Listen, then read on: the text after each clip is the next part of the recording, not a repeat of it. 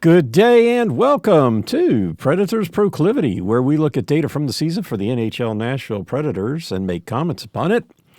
I'm your host, Preston Proctor.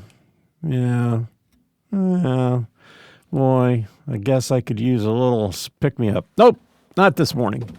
Doing just fine. Let's make random noises here, and gotta keep all of you people on your toes with random noises that happen here in the studio. I banged my chair into the desk, or I could start hitting the pop filter. Who knows? That would be. Between me making random noise and doing product placement ads, I probably don't even need to talk about hockey. But hey, we're going to. Oh, okay. So the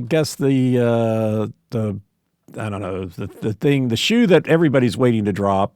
There's just video everywhere. You just can't get rid of it. Is the shoe ready to drop at some point? I don't have any new news information. I don't have anything new. I haven't looked into it anymore. Again, I don't, my feeling is that Marcia Show to Montreal is not likely because Montreal just traded for Philip Deneau from LA for a second round 2026 draft pick. Same, $5.5 million Deneau. So I can't see that. Like I said, I can't. If Montreal is trying to trade Patrick Lane, I guess I did come up with a way that he does wind up in Nashville, but not for Marcia Show. So, the Preds have their. I was just looking at the lineup for tonight. They currently have $11.5 million cap space, so they don't have a problem with the cap, and I don't know what it would take to have a problem. This says projected playoff cap space 14.5. So, there's that ad again. You just can't get these things to stop playing ads. I don't want to watch this stuff. Anyway. So I don't see that. As far as Toronto goes, I think that there's a better opportunity there. I guess to keep things level with Montreal, I did like the stats I saw in Oliver Kapanen. So I think if the Preds wound up trading for him, but I don't see Montreal wanting to do that. Who knows? But so for Toronto, I didn't look to see if there's anything new on that. I think probably the best option would be Matthias Michelli, but I don't. Like I said, haven't really heard anything. And don't have anything new. So that's just kind of and just I guess to wrap things up there. The other names I had thrown out was Max Domi. Although he's got a 13-team no trade clause, but I mean so did Marcia Show. Marcia Show can't be traded without his permission. So Domi's the same thing. I don't know that Domi makes sense. Nicholas Robertson and Bobby McMahon were also on my list of people. They are also in the last year of their contract, but Nicholas Robertson at least is a restricted free agent at the end of the year. Just Oliver Kapanen has one more year, and then he's a restricted free agent. Bobby McMahon will be an unrestricted free agent at the end of the year, so that makes that a little bit harder. But $1.35 million, not as big of a hit, unlike Patrick Lane, who's at the last year of his contract, unrestricted free agent, making 8.7. So that's kind of Patrick Lane is really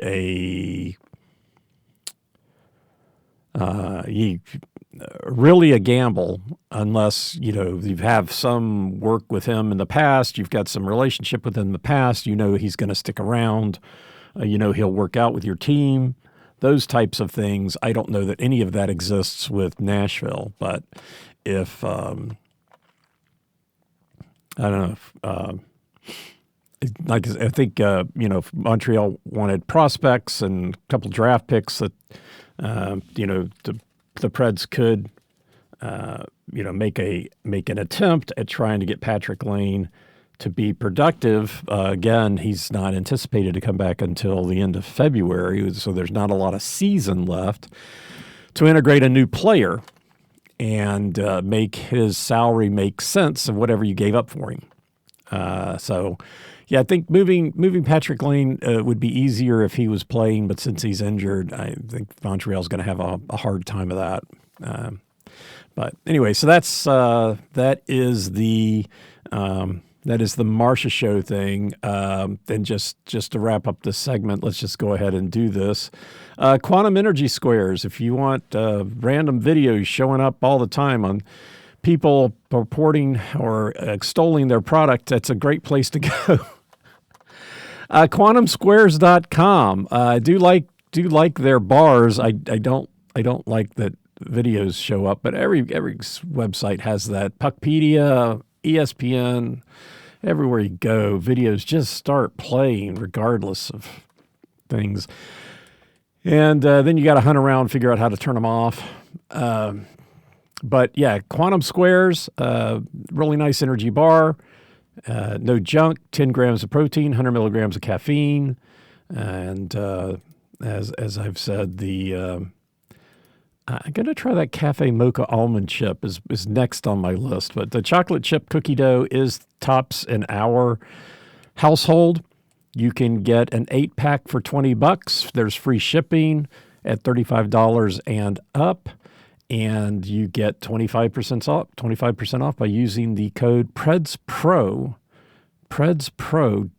at quantumsquares.com. Great. So now let's move on to hockey. Tonight, hey, the Preds are back in town after that 7-game road trip, 7 games that they did not play here, 7 games in a row that they did not play in Nashville, however many games you want to call it for a road trip. The announcers say 6. I guess they had a 1-game road trip and then a 6-game road trip. 7 games in a row that they were on the road. Whether they come home or not, that's irrespective to me. I'm not sure I used that word right, but let's just move on. So tonight, they're back in town starting a 4-game homestand.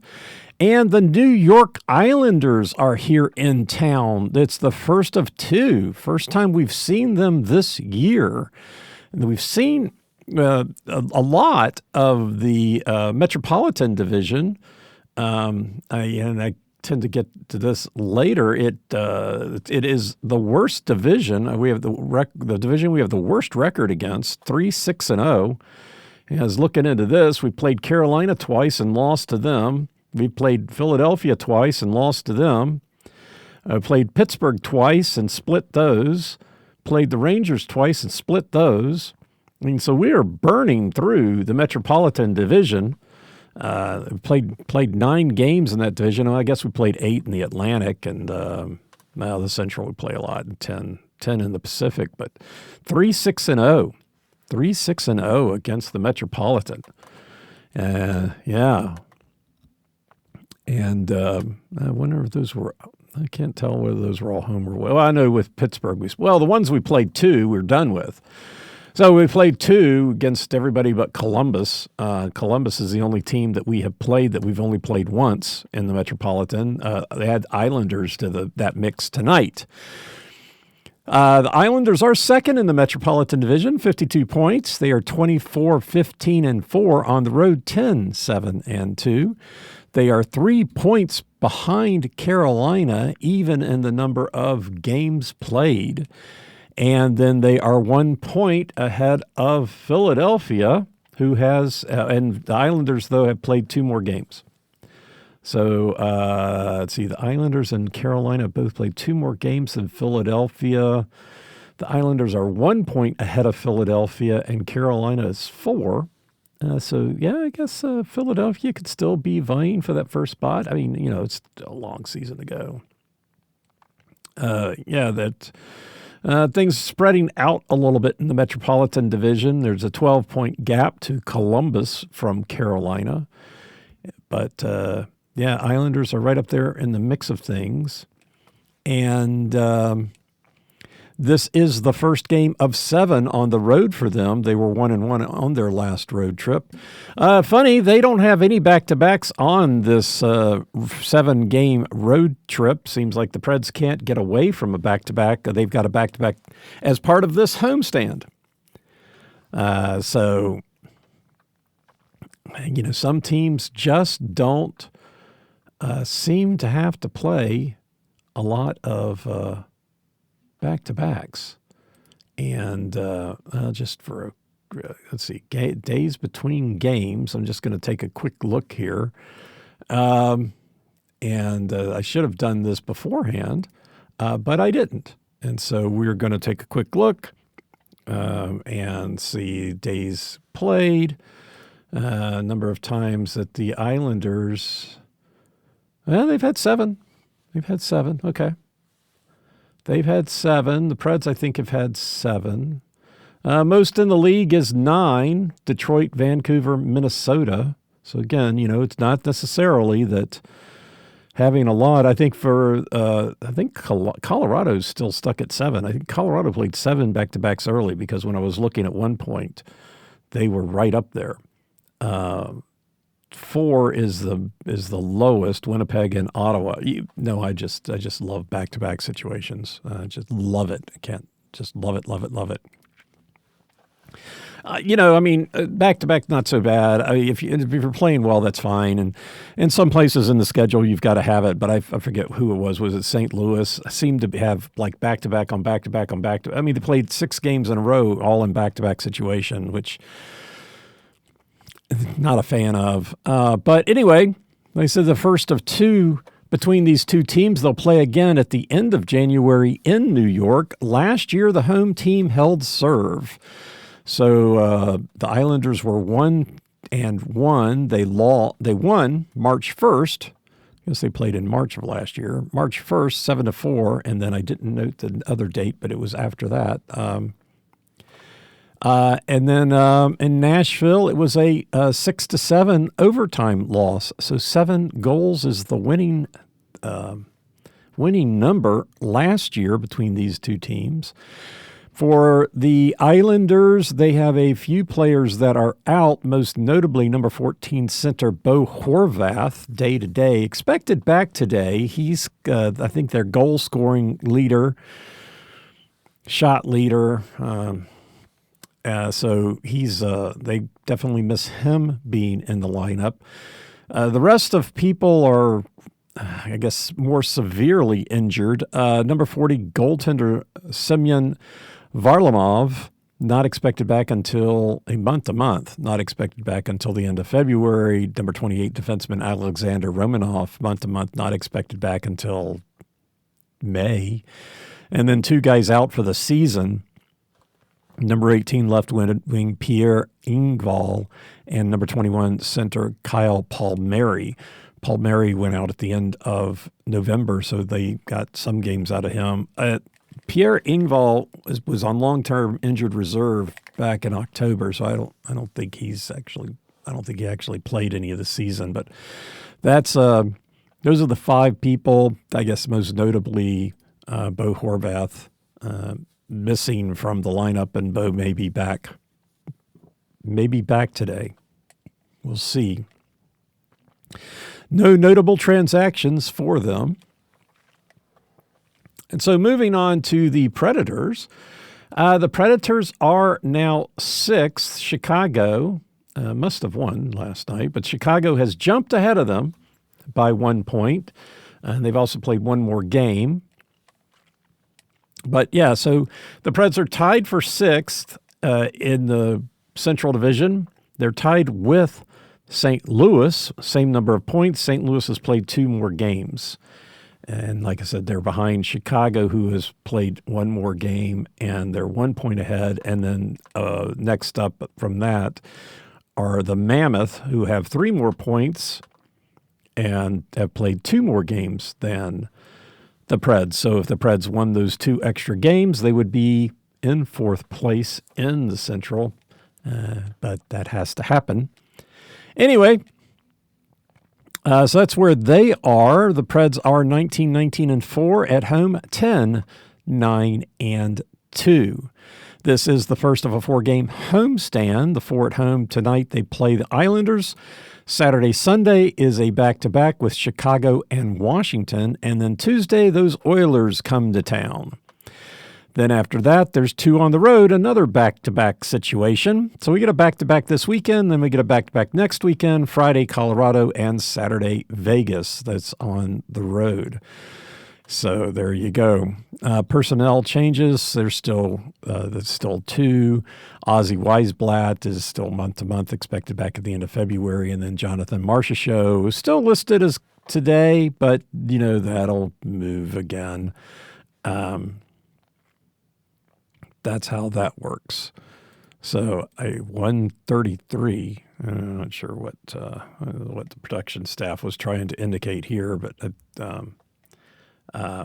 we'll just ignore that and move on. No notable transactions. Like I said, the one shoe waiting to drop is what happens with Marchessault. So that's your Preds. Which takes us to stats. Okay, so starting off, we went through some of the divisional stuff. I still have more, but all right. So we haven't been home since before Christmas. So all of these stats, let's just get to them. The Preds have played 21 games at home, but 21 games away. So, 20 is the magic number for statistics, but hey, we're talking trends anyway, because there are not too many scenarios that happen 20 times in hockey. But let's get to it. So the first goal, the Preds, when they get the first goal, they are 6-2-1.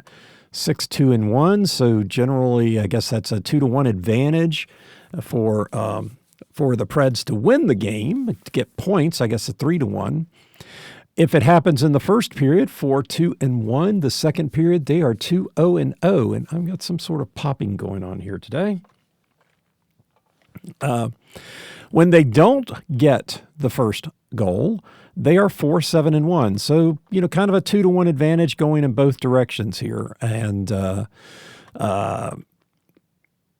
if at first period, 3-7-1, and then it's only happened in the second period once, and that the Preds won that game. So the Preds are 3-0-0 here at home when the first goal happens in the second period, regardless of who gets it. 3 data points. You can make lots of inferences on 3 data points. Wow. All right, so that is your first goal, kind of a 2-1 advantage depending on who gets it. I kind of like that. But a couple of years ago it was 3-1 for the Preds and 2-1 for the opponents. So I like that better. But moving on, winning by period. So those stats not too bad. How are the Preds doing on a per period basis? Well, the first period, the Preds are 5-6-10.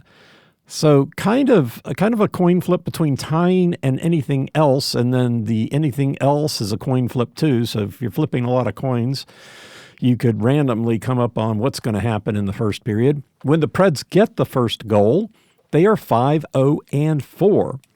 So they have never lost the first period when they get the first goal. Won it 5 times, tied it 4. When they don't get the first goal, they have not won the first period. They are 0-6-6. That's interesting.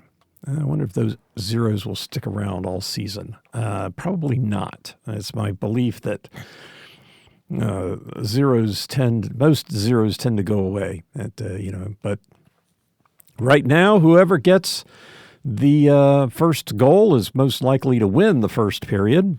There is a chance, equal chance that it gets tied, 0-6-6 and 5-0-4. So they have won it or tied it as many times as the other, and lost, and when they didn't get it, lost it and won it, or lost it and tied it, about the same number.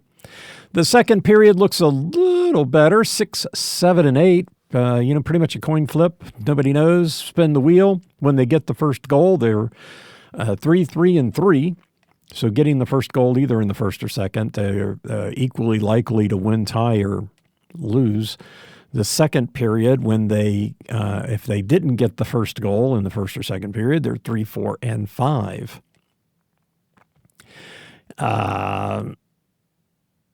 Interesting. When they did get the first goal and it was in the second period, they're 1-0-1, even though they're 2-0 in those circumstances.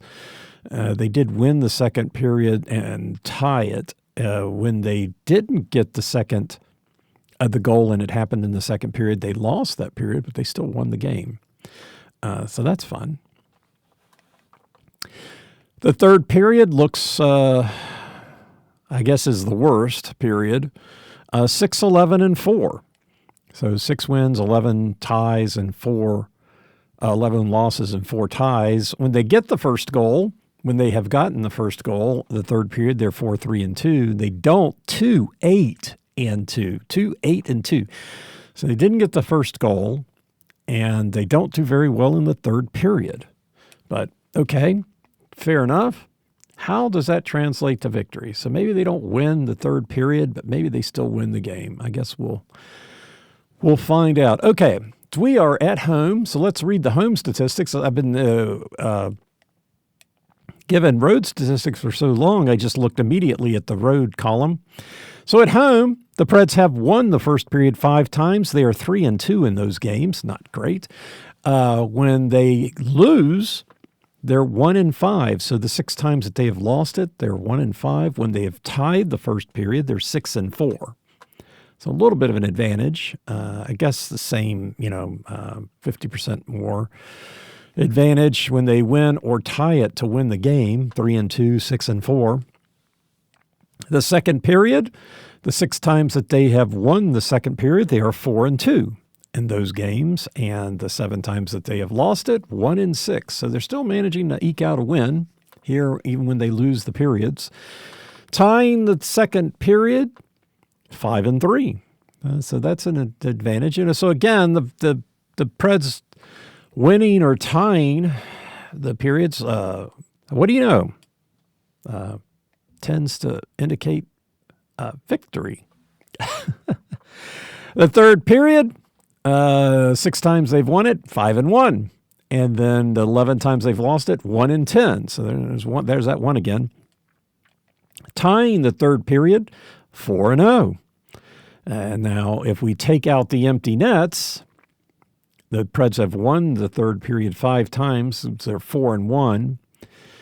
In those situations, 8 times they've lost it, 2-6 in those. And then taking out the empty nets, 8 times they've tied it, 4-4. Combinatorics between win, losing, or tying the first and win, losing, tying the second. We don't have any zeros on the board. So all 9 of those scenarios have happened at least once. And there's no big differential. There is one situation that's happened 4 times, tying the first, tying the second, and that's what I've been pulling for the longest period of time, because the record other places aren't so great. The next thing that has happened the most is tying the first and winning and losing the second. Happened the same number of times in the same record. Tying the first, winning the second 3 times, 1-1-1. Tying the first, losing the second 3 times, 1-1-1. The other scenario that's happened 3 times is losing the first and tying the second, and that's a bad deal. 0-3-0. It's worse. It's a worse record there than losing the first and losing the second. And as I've said, if you lose 2 periods in a game, you're 99.3% likely to lose the game. Now that percentage is made up. I have not looked into that. I don't know how I could get the overall statistics for the NHL. I just know that when the Preds win 2, they usually win. When they lose 2, they lose. There have been scenarios where they lost 2 and won the game, and scenarios where they won 2 and lost the game. But in both of those times, or all of those times, I think it was twice 2 years ago and 3 times last year, I think those are the right numbers. I guess 2 years ago it was the Preds lost 2, but they actually won 2 as well. So what happens in those circumstances, generally they are losing periods by 1 goal and then making up for it in another period. And so they go to overtime and then they wind up winning. So they wind up, even though they lose 2, they still win 2. And even though they won 2, they lost 2. So that kind of muddles that statistic slightly. I don't think that hasn't happened this season at all, but it did happen last year. In the negative way, they would win 2 and still lose the game, and the season before that they lost 2 and won the game. But this year that hasn't happened. So moving on with the combinatorics here. The other thing, twice the Preds have won the first and second. They're 2-0. They win the first, lose the second. They're 0-2-0, which is the same as when they lose the first and lose the second. So losing the first and either winning or losing the second and either winning or losing the first is the same record. It's happened twice and they're 0-2-0. Losing the second doesn't have a good number in there at all. So I'm not a fan of losing the second period. I can't be much of a fan of tying the second period overall. I mean, they're 5-3-0 because they tie the second and they lost the first. They've lost all of those. And then tying the first, that would be 6-2-2, which I guess at least there's, 12, 14 points in that scenario. That's the scenario that happens the most, tying the first and then something else. So, like I said before, I was pulling for tying the first and tying the second because there was a outstanding. Well, they're 4-0-0, so that's the best scenario. Of course, if they win the first and win the second, they're 2-0-0. I definitely don't like the stats when they lose the second. So anyway, that is your result correlations. And so next up is to talk about goals. Well, when we talk about goals, what do we talk about? We talk about, we talk about when the winning goal is going to be scored. And at home, 38% of the time it's being scored in the third period, 8 times. So 8 out of 21 games, the winning goal being scored in the third period. Next up is the second period with 5, so 24%. And then 3 times in the first and overtime, twice in a shootout. So the third period kind of reigning supreme. When the Preds score the winning goal, 40% of the time it is also in the third period, but then evenly split between the second and a shootout. When the visiting team wins, the third period again as remains on top with 4 times, 36%. The second period does have 3 though, and then evenly split between the first and overtime. Looking at our road and home wins, the home team has now won 22 times. The road team's won 20. When the home team wins, though, 32% of the time it's in the second period, and then 27 in the third. So in those particular circumstances, the numbers tend to shift a little bit. Road team winning, head and shoulders. It happens in the third period 9 times, 45%, 4 times in the second and overtime. So So it happened in the third time more than twice it happens in anywhere else, and then finally 3 times in the first. For goal scoring, let's see, right, home numbers. Okay, so the Preds are, wow. Okay, so the Preds are even. 18-18 in the first, 20-20 in the second. So here in Nashville, it's equal opportunity scoring for both sides. So they played 21 games and 18 games for the Preds, 18 goals for the Preds, 18 goals for the opposition. Not quite one a game. And then kind of the same in the second, 20 for the Preds, 20 for the opposition. So nobody's outscoring anybody. The winning team does have the advantage in both of those, 5 goals to the advantage of the team that won in the first period, 6 in the second, 13-7 and 7-13. The first period, there's a difference. The Preds, when they win the game, are outscoring the opponents 10-5, and when they lose the game, they're being outscored 8-13. So there's a differential of 5, but it's not the same numbers. In the second period, it's the same numbers. 13-7 winning, 7-13 when they lose. There's a goal scoring differential in the third period to the disadvantage of the Preds. They're being outscored by 8.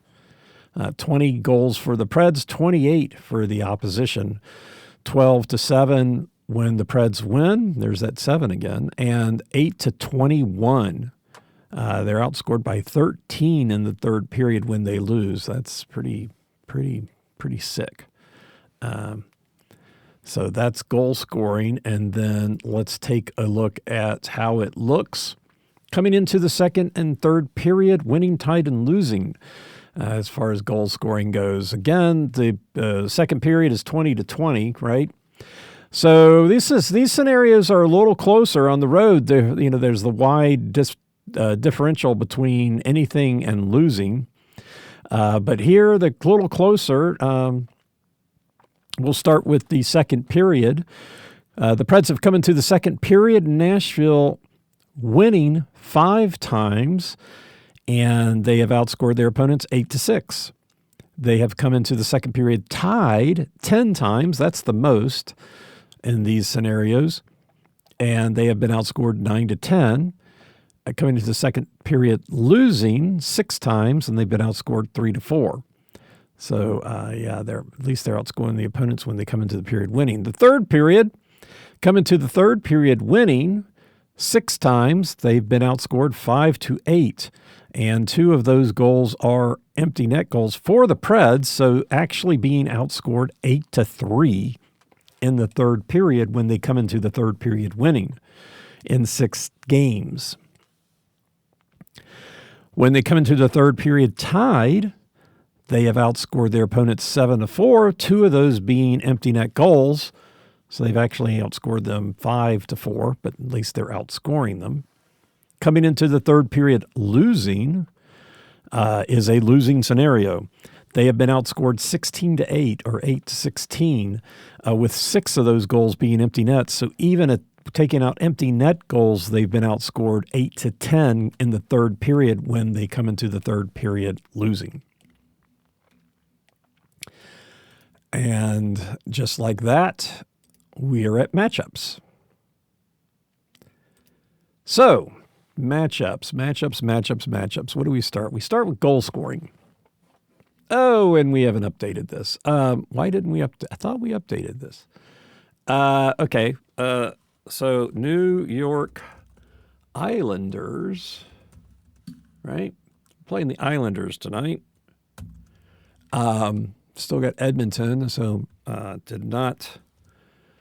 But all we got to do is put the right name in there, and the spreadsheet takes care of it. This new way of having the spreadsheet sure makes things a lot easier, especially since what I'm looking at is per game scoring in these situations, and then ranking them. And this information might be available somewhere, but I can just download a spreadsheet, pop it into mine, and off and running. So let's get to it. Oh, yeah, the Preds are at home. I got to look somewhere else.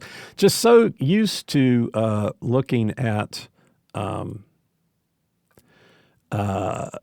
road that I forget I'm having to reorient myself here. So the Islanders have played 19 games on the road and have played 19 games on the road, which is the least. Well, it's in the bottom number of games. There are two teams that have played less games on the road, and but yeah, so most teams have played more. 29 teams have played more games on the road than the Islanders. For the Predators, they played 21 games at home, which puts them right in the middle of the league. 11 teams have played the same number. 10 have played more, and 10 have played less. So the Preds are right smack dab in the middle with regards to playing games at home. So as far as goal scoring goes, overall, the Islanders are 27th in the league in scoring, 2.79 goals a game, which the league average for road teams is 3. The Preds are 28th. I think that's a tick up from where they had been. 2.81 goals against, with the league average for a home team being 3.23. So home teams on average are scoring a quarter of a goal more than their road teams, their road opponents. But in this situation, the Islanders and the Preds are scoring right at the same number of goals. So let's take a look at where they're at goals against, and then we'll break things down. But so the Islanders are in the bottom and being scored against. They're 26th in the league, 2.68, and with 2.68 goals against, league average 3.11 for road teams, so they are way below average there. The Preds are right about in the middle of the league. They're 12th in the league, 3.24 goals against for a home team, on average 2.95, so they're giving up about 0.29 goals more than the league average. All right, and so let's now go back and let's break that down. Goals for, let's see, again, the Islanders are 27th in the league in scoring goals. Well, they're 12th in the league in the first period, scoring 0.89, still below average. 0.97 is the league average for road teams. 0.85 is the league average in the first period for road teams. So they're just slightly above average, 0.89 to 0.85. 27th in the second and third, second period, 0.79, league average 0.96, and then in the third period, they're 27th, 0.95, league average 1.10. So they start out, I guess, scoring more goals, and then it decreases. So I guess percentage-wise or league-wise, they score 17 goals in the first, 15 in the second, and 18 in the third. So their scoring is actually fairly consistent across all three periods.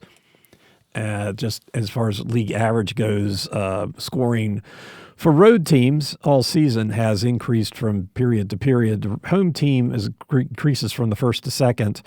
I guess that's back up to the home team scoring more in the third than the second, but that most of the season scoring in the second period has outpaced the third period. That's starting to change. I think I noted that it was the third period, there was an outscoring of the second, and then a couple of days later it had reversed. The second was more than the third, but now there's a 13-goal advantage for home teams over the second. So still fairly close, 735 goals for the home team in the second, 748 in the third. Road teams there's a 99-goal advantage, advantage for the third period over the second period. Goal scoring between the second and third the differential is 15%. The first period it's 1.8, or for the home team it's 1.8. So, goal scoring for the home team hasn't significantly go up between the second and the third period. But the road teams it does, and Islanders aren't an exhibit of that. As far as goals against, Islanders are in the bottom of the league as far as being scored against, 2.71 goals against, 0.83 in the first period to a league average of 0.9, but they're 18th in the league, so right in the middle. 15th in the league in the second period, 0.96, with a league average of 1.07. And then 27th in the league, 0.92, league average 1.07 in the third. Sorry, those were their road numbers. I've got to get back to this. Sorry. Let's start over at goals against. 26th in the league, 2.68. I'm telling you, this Preds being home I'm going to have to get used to this. 3.11 is league average. So the 31st in the first period, 31st. So I guess that's an interesting. When they're on the road, they are way stingier than at home, but that's okay. That is, what is this? Anyway, sorry, I'm distracted and I'm reading the wrong numbers. So. So they're not. They don't give up a lot of goals in the first period. They're 25th in the league in the second period, 0.95 with a league average of 1.07, and then 11th in the third period, 1.16, league average 1.07. So they give up more goals as the game goes along, but they don't give up a lot of goals in the first. Like I said, they've given up 11 goals in 19 games on the road in the first period, 18 in the second, and 22 in the third. So twice as many goals in the third as they have given up in the first. Again, there's not a lot of goal scoring against the Islanders when they're on the road. For the Preds are 28th in the league in scoring here at home, 2.81, 24th in the league in the first period, scoring 0.86, league average 0.97. So they're really bad on the road, but not good at home. 0.95 goals a game in the second, league average 1.09, and then 0.95 in the third, league average 1.10. So they're below average scoring in all three periods and make up for it in letting the other team score.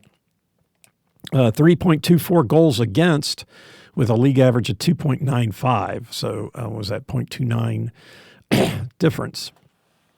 15th in the league, 0.86 in goals against in the first period, which is right at league average of 0.85. And then 0.95 in the second, which again is right at league average. But hey, the third period, let's just open up the gates. 1.33 goals against fourth.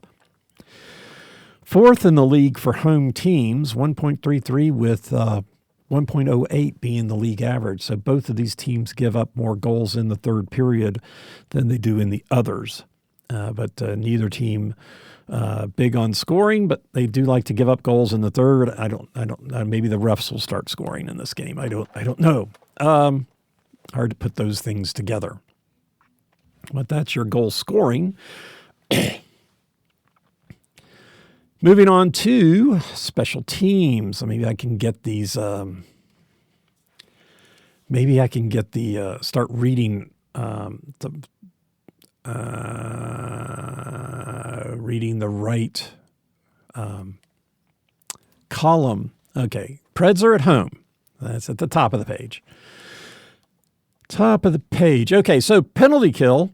The Islanders are middle of the road as far as the NHL goes, 79.3. They're 19th in the league. The percentages are the percentages. They don't bother me, even though the teams have played more or less games. They have given up 12 goals on 58 opportunities and scored 4 shorthanded goals. The 4 shorthanded goals does take them up to a net rank of 8. As far as shorthanded per games played, 16th, so right middle of the league with the number of times they're shorthanded. Goals against per games play is 17th. So slightly down from where they're at. So I guess that's right about the same. So, I mean, 16th, 17th in the league. So they're giving up goals about the same rate that they're taking penalties. So as far as the league-wide goes. The Preds are the top penalty kill in the league at home, 89.4%. They have given up 7 goals on 66 opportunities, so they played 2 more games at home than the Islanders have played on the road, and given up 5 less goals on 8 more opportunities. They have scored 1 shorthanded goal, which actually lowers them to second in the league as far as the net result. Times shorthanded per games played, they are 6th in the league, take too many penalties. But goals against per games played, they are 32nd, bottom of the league. So, that is how you would like that ratio to go. I would prefer the Preds take less penalties at home, and that would be better. As far as the power play, the Islanders, 19th still. Nope, that's the number of games played. 30th. It's helpful to read column headings. 30th. They are 30th in the league on the road in the power play. They were 19th on the penalty kill, 30th, 12.3%, 7 goals, 4 on 57 opportunities. So they've had 57 opportunities on the power play and 58 on the penalty kill. So the team that runs pretty close on the same number of penalties taken as given. 7 goals for as opposed to 12 goals against when they're in the penalty kill. And they've given up a shorthanded goal, so the shorthanded goal makes them 31st in the league.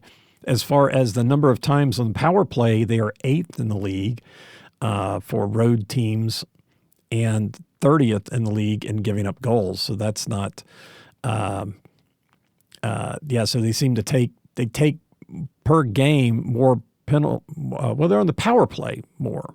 That's what it is. They're in the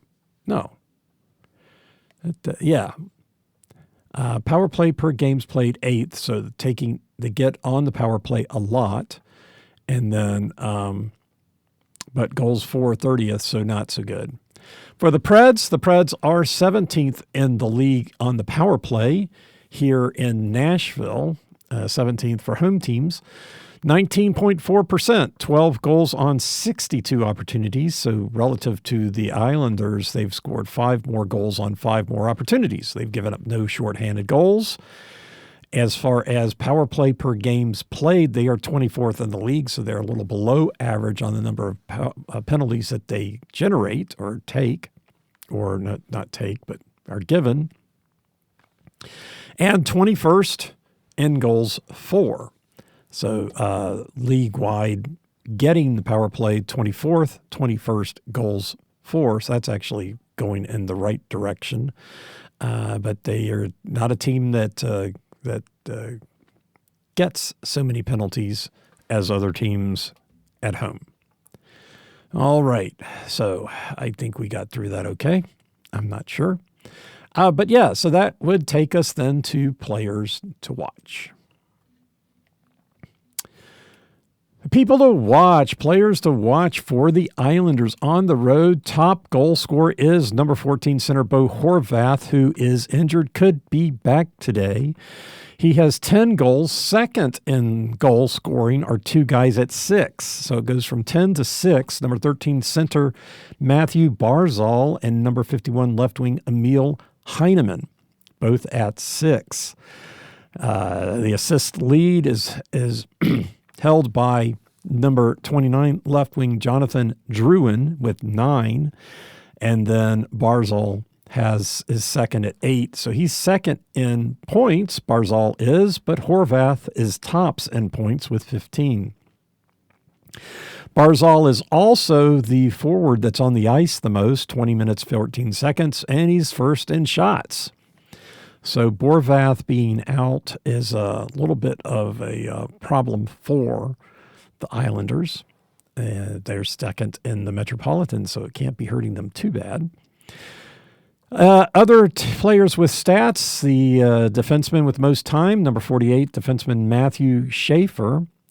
Not sure whether that's Reed Schaefer's brother or not. They're from different towns, both in Canada. They're 6 years apart. Matthew Schaefer is 18. He's on the top line of the Islanders' defensive core. He's first on the team in ice time with 23-11, and he's second on the team in shots with 49, and he's 18. So go figure. They do have two players whose shooting percentage is over 20%. And I had to look into this. Okay, so both of these have 4 goals. And slightly different shots.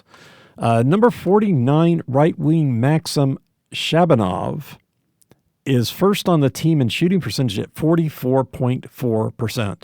44.4%. 4 goals. Now, this is just at home, or this is on the road. Second on the team in goal scoring is 6. Tops is 10. So 4 significant goal scoring for the Islanders on the road. And so 44.4%, okay, 9 shots. Well, he's only played 10 of 19 road games. And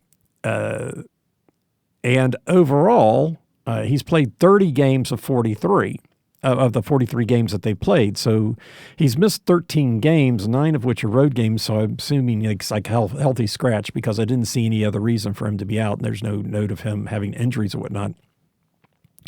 At home, he's 0 for 28 in shooting. So he seems to only be able to score for the Islanders on the road, which they are tonight. And so that really makes me pause and say, we need to watch out for this guy. Whatever it is, he seems to play well when he's in the lineup, which I guess that's a good question.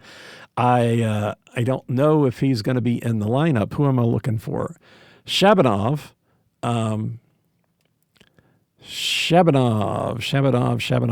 right wing Shabanov. Just take another quick look here and see if he is. Yeah, he's projected to be on the third line with Ritchie and Gatcomb. So Ritchie is the next person. So Ritchie centers the third line. Shabanov is right wing, and then there's Gatcomb. Now Ritchie is the other one with the high shooting percentage. Number 64 center Callum Ritchie also has 4 goals on 13 shots for a shooting percentage of 30.8%. Ritchie has played in 13 of 19 road games. So again, neither of these guys, and I didn't see that he was been injured either, so I think they just must be healthy scratches. Of the 43 games that they played overall, he's played 32, and he's 3 for 24 at home. So, they played 24 home games, 19 road games. He takes more shots at home, has scored 1 more goal on the road than he has at home, but he's taken less shots. So he's 4 goals on 13 shots. So both of those guys, whatever team it was the other day that we played where the third line was the line to watch out for. I think, again, now Horvath is in. I'm sure he probably plays on the first line, but you got to watch out for that third line would be what I'm saying is that the Ritchie, Shabanov, Gatcomb line you cannot take lightly. And there's another video playing. Yay. So that is my cautionary tale for the Islanders. For Nashville here at home, well, we've got number 9 left wing Philip Forsberg. He skates on the ice when we're on the road, makes his shots, helps everybody else out, but doesn't have any real stats. But he is the top goal scorer here in Nashville for the Preds with 12 goals. He's first with points with 19, first in shooting with 73. Next up is number 91 center Steven Stamkos with 9 goals and third in shooting with 50. Mr. Stat is number 90 center Ryan O'Reilly, third in goals with 6, second in assists with 11, second in points with 17, fourth in time on ice, so he's the forward on the ice the most with 1952. Luke Evangelista is our assist leader, number 77 right wing, with 12. He's third on the team in points with 16, second in shots with 53. Roman Josi, our ice leader, defenseman number 59, Roman Josi, 22.28, 22 minutes, 26 seconds. Let's see if we can read that right. First in ice time. Third in assists with 8. Players with over 20% shooting percentage is number 49, left wing Reed Schaefer. It also made me wonder because Matthew Schaefer is 48. I don't know. I just started wondering. So number 49, left wing Reed Schaefer for the Preds, 2 goals on 7 shots, 28.6% leads the team. Now, a new name. Number 36, right wing Cole Smith. Thank you for coming back from being injured. He has 3 goals on 14 shots, 21.4% shooting percentage here in Nashville, second on the team. That was new. Players to watch takes us to momentum. So who has momentum? No, I don't know. The Rangers on the road are 10-7-2. They do have a 2-game winning streak, but they're 5-4-1 in their last 10. The last road trip, they were 1-1, and against the Central, they're 4-5-0. For Nashville at home, haven't been home for a while, 10-9-2. They did lose their last game, and they are 6-4 in their last 10. The last homestand, they were 2-1. And against the Metropolitan, they're 3-6, as I mentioned before. Funny thing is, all 3 of those wins, the Preds won 2-1. Losing is a whole different story, but a lot of goals. That was the other. Frankly, I didn't want to mention it, even though I just did. The number of goals given up to the Metropolitan Division, when we lose to the Metropolitan Division, goals against and wins, goals against and losses, goals for. Oh yeah, okay. So goals for in losses in the Metropolitan Division 9-27. So they scored 3. The Metropolitan Division scored 3 times more goals than the Preds, and 6-3. All 3 games were 2-1, where the Preds won. So yeah, against Carolina, they outscored the Preds 4-10. The Rangers lost 2-1, but then won 6-3. Philadelphia won both games 2-7. So this the Metropolitan Division has really lit the Preds up so far, and I guess I need to look and break this out by home and away. I mean, I know how many home and away they play, but yeah. So the Metropolitan Division has been very rude, very very rude to the Preds, and yeah, I really need to take this divisional stuff and figure out whether those were. Well, when they played them twice, it's, I guess that's the thing. They played everybody twice except for the Blue Jackets. And the Blue Jackets, I think we were, I don't remember. Columbus.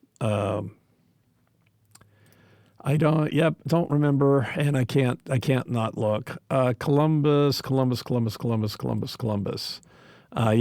was here in Nashville, so we won against Columbus. Okay, but I need to. Yep. Anyway, but yeah, everybody else we played twice, which means they played once here and once there. So, yeah, the Metropolitan Division has been a little bit of a go figure, a little brutal on the Preds, 3-6-0 against those. But I wasn't going to mention it. I can't help it. Some of these things I look at and go, oh my gosh, holy cow. And, just brutal, brutal. For comparison, against the Atlantic, the Preds have a winning record 4-3-1. Against the Central Division, it's pretty close, 6-7-2. And against the Pacific, they're 6-3-1.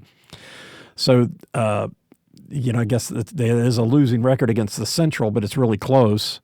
6-7-2. So the Metropolitan Division is the division that they are performing the worst against this year. Giving up, scoring 1.5 goals in the loss and giving up 4.5 when they lose. So, Anyway, I wasn't going to mention it, and I'm not going to mention it. You didn't hear it from me. But anyway, that doesn't matter because the Preds are back home playing for the first time since mid-December. Is that right? That is right. It has been the last home game. When was the last home game? The last home game was against the Rangers on the 21st of December.